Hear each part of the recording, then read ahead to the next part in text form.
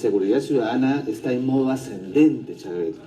Entonces lo que yo más bien creo es que se está creando toda una atmósfera, ¿no es cierto?, de populismo en relación a que si deben o no deben intervenir las Fuerzas Armadas. Fíjate, la propia Constitución Política establece en su artículo 137 un régimen de excepción.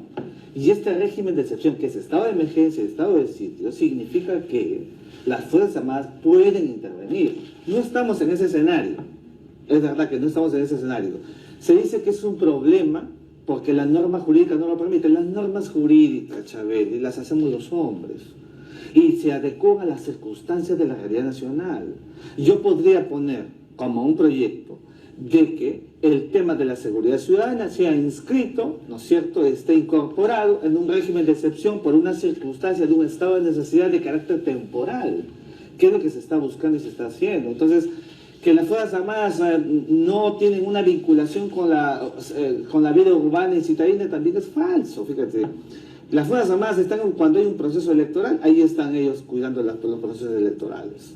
Las Fuerzas Armadas, cuando hay huaicos, están con los tractores buscando esos contactos con la gente. Es decir, las Fuerzas Armadas, para un país como el nuestro, donde tenemos una Policía Nacional que por más que haga las cosas de la mejor manera posible, no cuenta con todo un aparato funcional para solventar, repito, un estado de necesidad social, temporal, que atienda la recurrencia de una situación que está menoscabando la paz y la tranquilidad social. Entonces esto hay que verlo desde esa perspectiva. Ahora, el hecho de que hayan cumplido alguna labor de apoyo en elecciones o en algún otro momento de las Fuerzas Armadas, lo hace en una situación de pasividad, digamos, o de vigilancia. No obstante, el debate también entra en el momento en que hay que confrontar a estos delincuentes que son avesados también.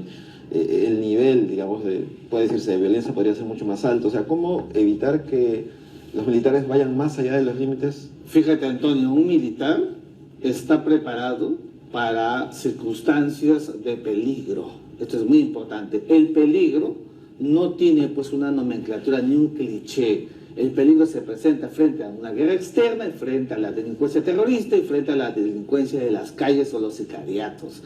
Lo que sucede es que las Fuerzas Armadas, articuladas con trabajos conjuntos con la Policía Nacional y que tiene un eminente carácter disuasivo, así lo demuestra el proceso de las propias Fuerzas Armadas, evidentemente van a coadyuvar, van a permitir que este tipo de situaciones realistamente pueden coadyuvar a disminuirla.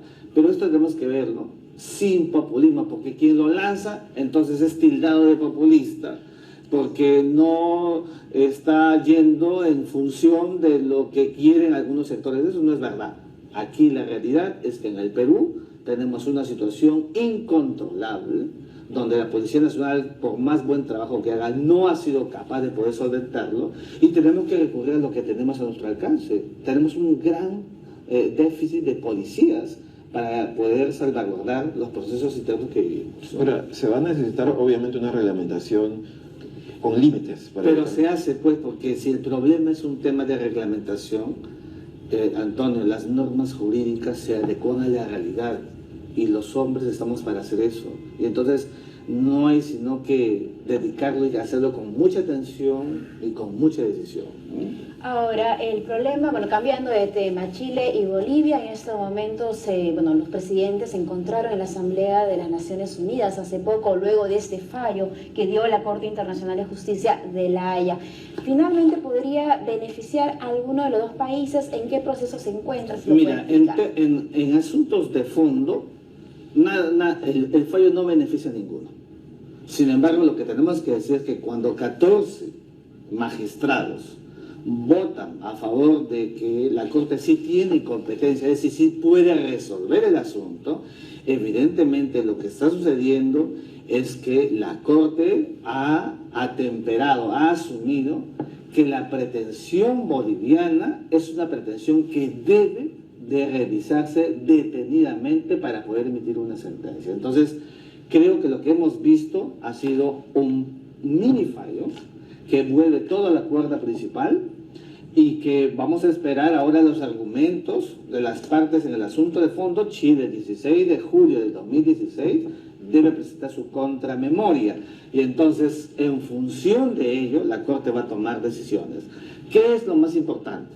Lo más importante es que, a mi juicio, la Corte está asumiendo de facto y de derecho que el argumento boliviano es un argumento en 100 años, porque le ha dicho a Chile que no es verdad que todo esté en función del año 1904, sino que hay una práctica, hay una conducta reiterada y permanente de actos unilaterales, de compromisos asumidos por Chile que se tienen que resolver. Ahora, uno también se pregunta qué tanto ahora el Perú, luego de este fallo que da la competencia del tema, qué tanto el Perú podría ser, o sea, no afectado, pero sí de alguna manera necesitado para reuniones de coordinación. Eventualmente, si se falla a favor de la salida del mar, se cortaría la frontera, tendríamos a Bolivia bajo nuestro, con soberanía o no.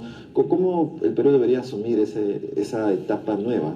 A ver, una cosa muy importante, Antonio, es que la Corte Internacional de Justicia no va a emitir un fallo, como acaba de decir el canciller Heraldo Muñoz y algún otro político en Chile, no va a emitir ningún fallo que establezca una salida soberana para Bolivia. ¿Por qué? Porque no tiene ninguna facultad para eso. Lo único que Bolivia está buscando es que la Corte obligue a Chile a sentarse en una mesa de negociación. Si como consecuencia de la mesa de negociación, evidentemente los dos países acuerdan una salida soberana que no corresponda al territorio de Arica, evidentemente es un asunto entre los países, asunto bilateral. Si acaso es por la zona de Arica, está en el Tratado de 1929, Antonio. No solamente debe ser consultado el Perú por Chile, sino que tiene que haber un acuerdo entre Perú y Chile para que se produzca este corredor que no existe. No hagamos procesos todavía ultraactivos. Pensemos en que este es un asunto entre Bolivia y Chile. Me preocupó mucho las declaraciones de nuestro embajador en La Paz el día de ayer. Vamos a esperar a ver qué conversan Bolivia y Chile para pronunciarnos. El Perú no tiene que pronunciarse absolutamente de nada, porque eso es un asunto entre Bolivia y Chile de carácter bilateral. Listo, muchísimas gracias por acompañarnos. No se muevan que ya llega Johnny Padilla para hablar de espectáculos. Conmigo será esta mañana, gracias.